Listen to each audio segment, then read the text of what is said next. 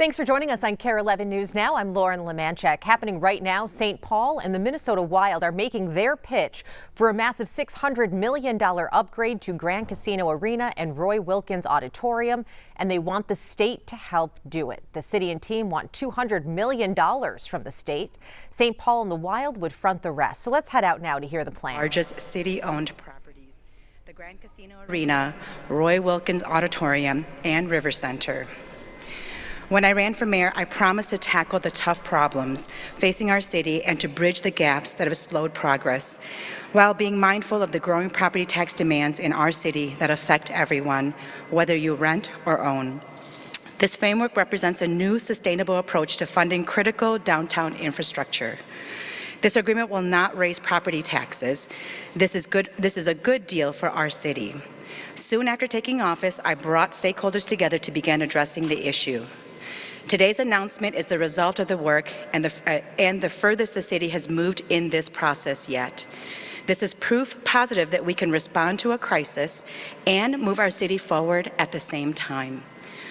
As we revitalize our city center, we need these key anchors to be modern, competitive, and ready to host events. The Grand Casino Arena, RiverCentre, and Roy Wilkins Auditorium are vital gathering places for cultural events, conventions, and sports, and they drive economic activity across our state.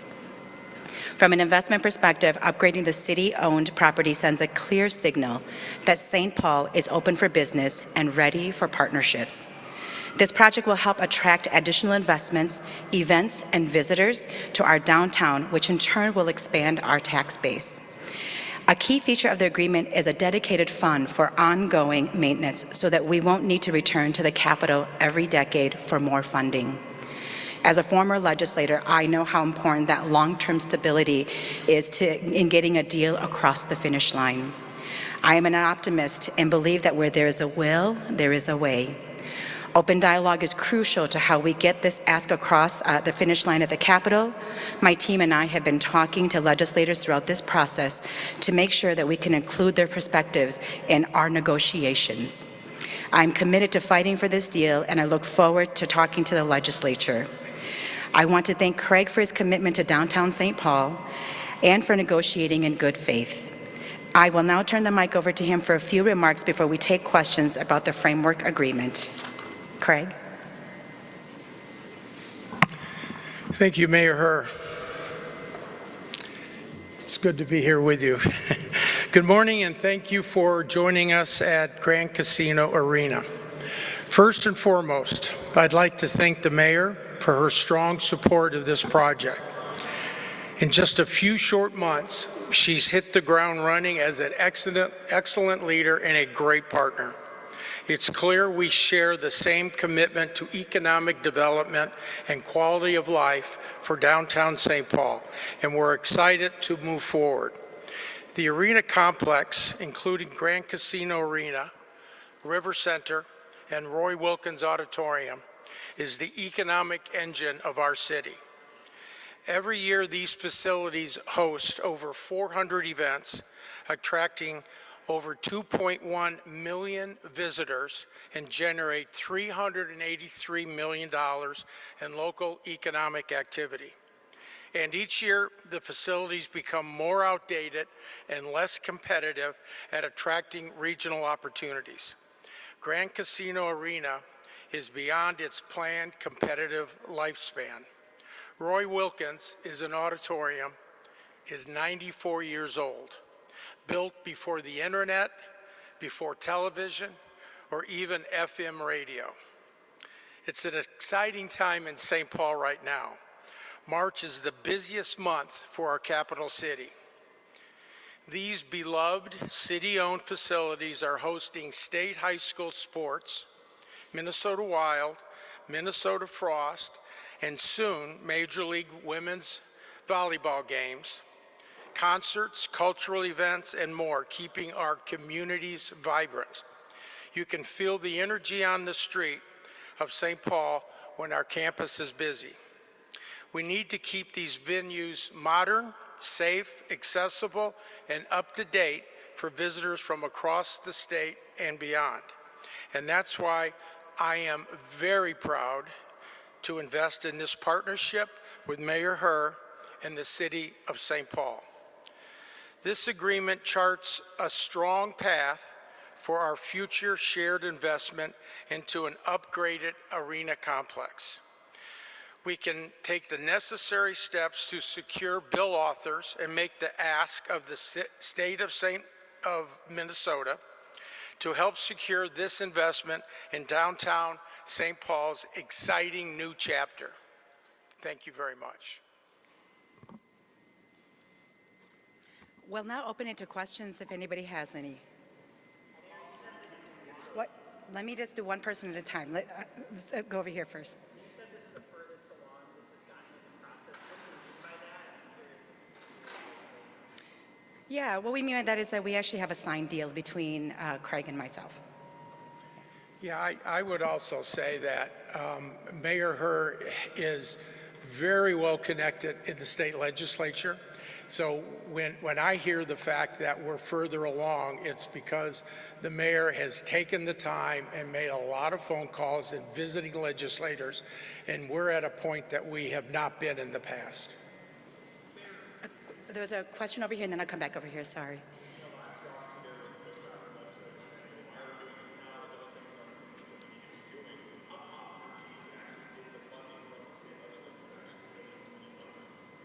Yeah, so the state legislature is a place in which like dreams come true, and it's also where dreams can go and die. And you have to make a strong case for it. I think that part of the problem in the past has been that there hasn't been the strongest case for it. It's really difficult to sell a deal to legislators when there's not actually has been signed by the parties. So I will say that that is what we're bringing into this that is different. But and on top of that, like we really did scale this project so that it would meet the needs of what we wanted to do. And truthfully, that really understanding that this is a complex that hosts sports, but it's so much more than that. This, at the end of the day, is a city property, and that the Wild have been gracious in being partners with us in leasing this property and putting capital up front to renovate it, which means that we are true partners in taking care of this. But this is a state asset. It generates sales tax for the state and for the city, but portions of that sales tax also go to fund transportation and housing, and also for the county. And so, I think that being able to show our partners, because they have a huge load of work that they do up there, and being able to show them very concretely why this is a benefit, that this isn't just about City of St. Paul. This is about the revenues that are missing because we don't have the updated facilities. And so I think that that case and being able to share that very confidently will take this project a long ways at the legislature. Yes, question here.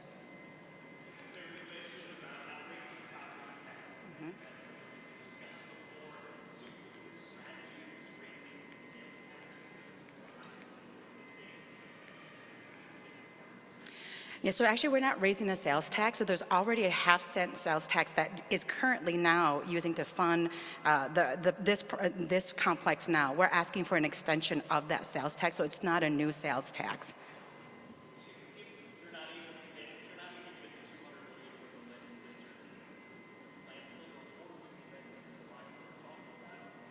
I think that all of the pieces have to come together. We need to get an extension in the sales tax, and then we need to be able to get the third of the funding from the state legislature, because our third would come from our own ability to bond at the city level, and then the Wild will come with their piece of it. We would have 2/3 of the project already.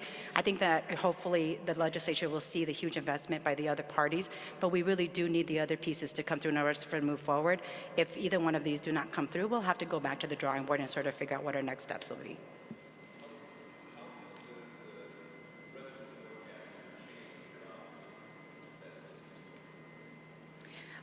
It makes me more optimistic.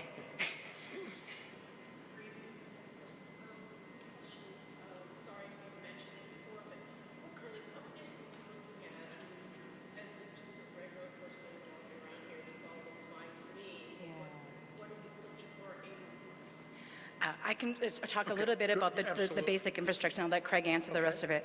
So, like, for example, if you've been in the RiverCentre in the Royal Wilkins, so there's like a basement part of it that we want to be, because as Craig mentioned, that building is almost 100 years old, that we want to be able to build the infrastructure underneath it, so that to renovate that piece of it, so that then when we do the additional second phases, so that we can actually work on the top part of the Roy Wilkins, and that also then creates additional space that is connected to our convention center. But also that we have to remember that when these buildings were built, we have outdated HVAC systems, that we have, if you think about even our escalators and the ability to get people in and out, that we do know that, with things like COVID and needing to have updated HVAC systems, like those are things that we have to actually just do because they're decades, years old. So there's critical infrastructure within this building that people cannot see that we have to upgrade and put investments into that. But Craig, I don't know if there's other Sure. things. Yeah, that's a good question, because so many of the benefits of this financing and remodeling are behind the walls. People don't see them. So, all the safety issues that are now part of the normal protocol, they require different types of wiring, and high def is something that is new, that was not around in 2000. So that takes all new wiring.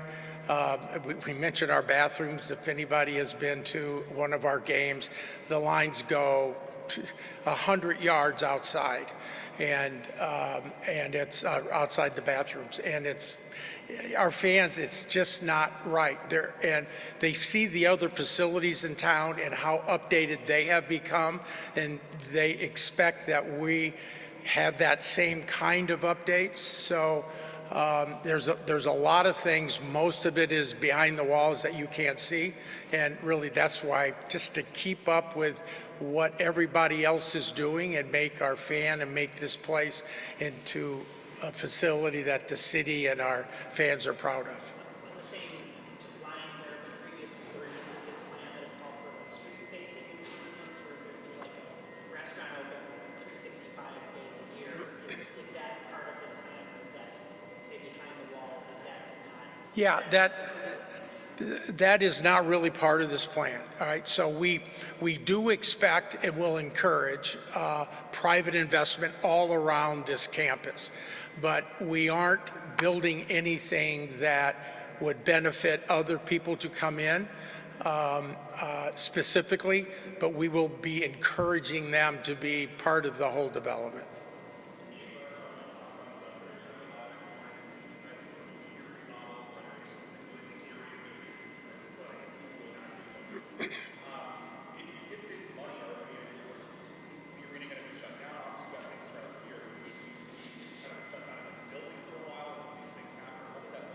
Well, first of all, we will not be shutting down the building for any long period of time. So we will not lose a hockey game in this building because of the renovation. It'll all be whenever we're not playing.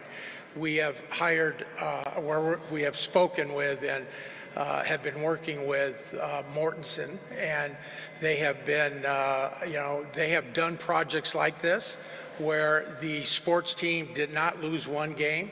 So there likely will be in the summertime when most of this will happen. A very large part of the project is going to be on the north side on 5th Street, where we need more locker rooms and more things down in the event level, which the artists and concerts, and that's what they're looking for when they come to a market.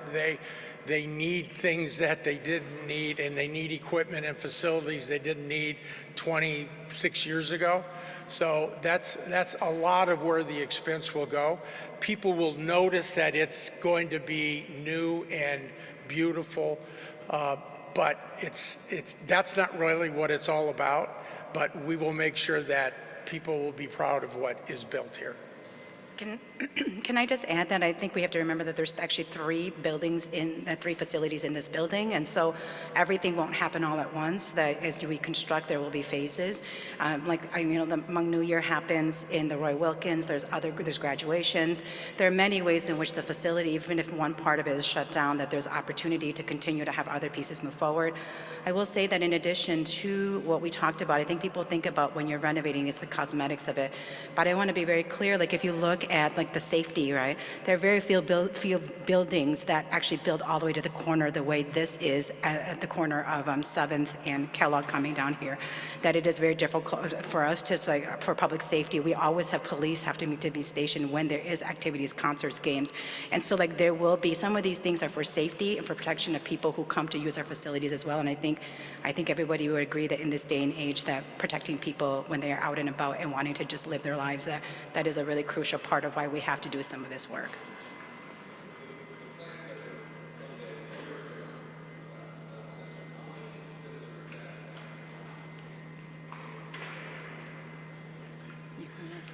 It is very close to that same plan.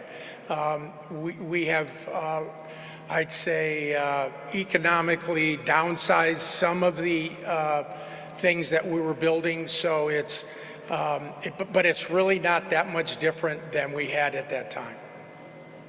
Can you explain I believe it was the Roy Wilkins part that's sort of contingent on financing? Can you explain? Explain what that means. The private financing, that would be, okay, do you want me, okay, so the city will be put, so the Roy Wilkins is about $150 million, so it'd be the Roy Wilkins and the convention center, because we would refurbish the bottom floor of the Roy Wilkins and make it part of the convention center. The city is committing to financing half of that. They are going to be looking at another private investor to come in for the other half. We are likely, we believe, I mean, we've been talking with the city about that. We haven't come to a firm agreement yet. And if we can't, then they would go outside to find somebody else who would take our place, or at least make the other half of that commitment.